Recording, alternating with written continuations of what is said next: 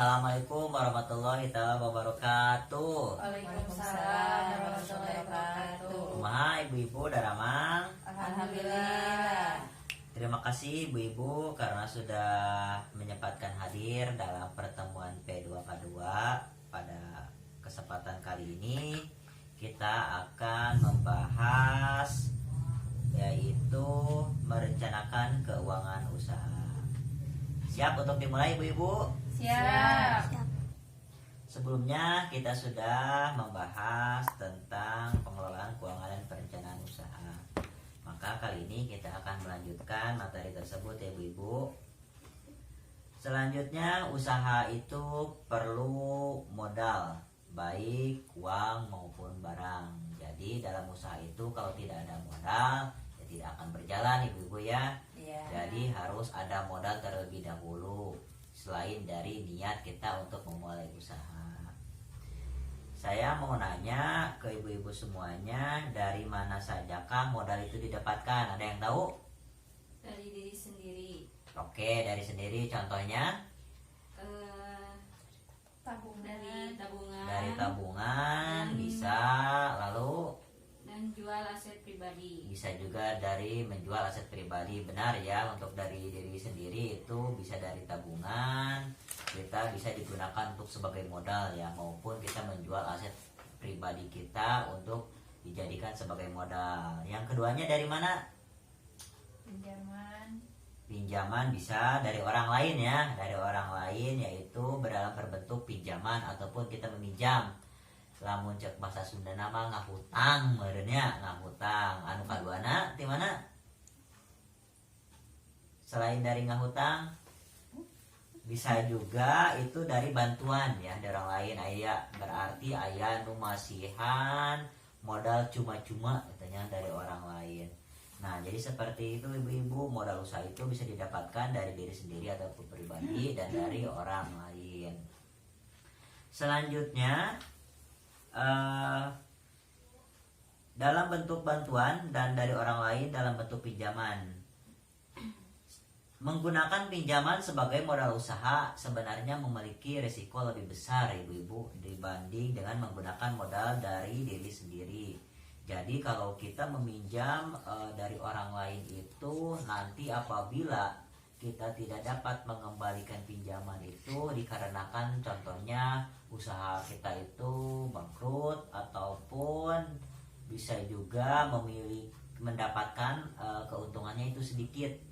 Jadi nantinya kita tidak dapat mengembalikan pinjaman dari orang lain itu sendiri. Kalau tidak dapat membayar misalnya karena rugi seperti tadi, kita akan terjerat utang. Maka rencanakanlah dengan matang sebelum memutuskan untuk meminjam uang untuk modal usaha. Jadi dalam usaha itu tidak bisa sembarangan, kita harus merencanakan dari pertamanya niatnya mungkin untuk memulai usaha, terus modalnya dari mana. Jangan sampai kita ada keinginan lalu kita tidak merencanakan usaha tersebut, seperti itu ya. Sekarang ibu-ibu membawa buku pintar tidak Bu? Bawa. Sekarang coba lihat lembar cerita 4B Bu, dibuka Bu.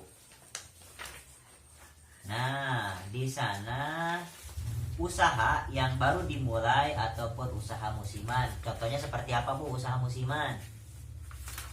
Contohnya seperti usaha buah-buahan Bu ya, seperti musim durian, atau pecek bahasa Sunda musim kadu, jualan kadu.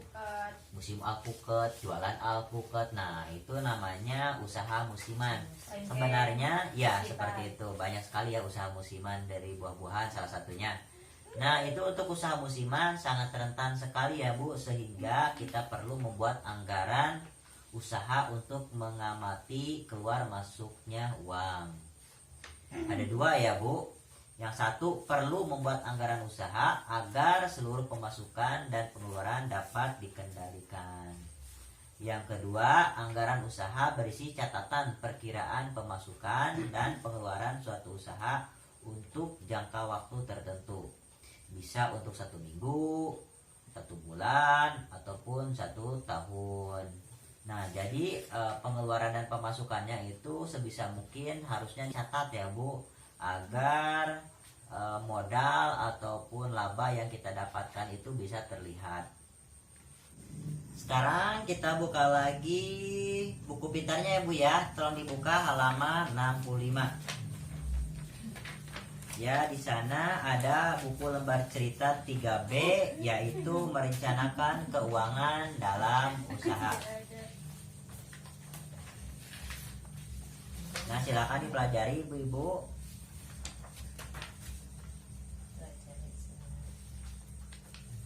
Nah, jadi pada intinya untuk pertemuan kali ini dalam merencanakan keuangan usaha itu adalah kita harus merencanakan lebih matang dalam memulai usaha. Jadi jangan sampai usaha kita itu lebih cepat bangkrutnya ataupun memiliki keuntungan yang sangat sedikit.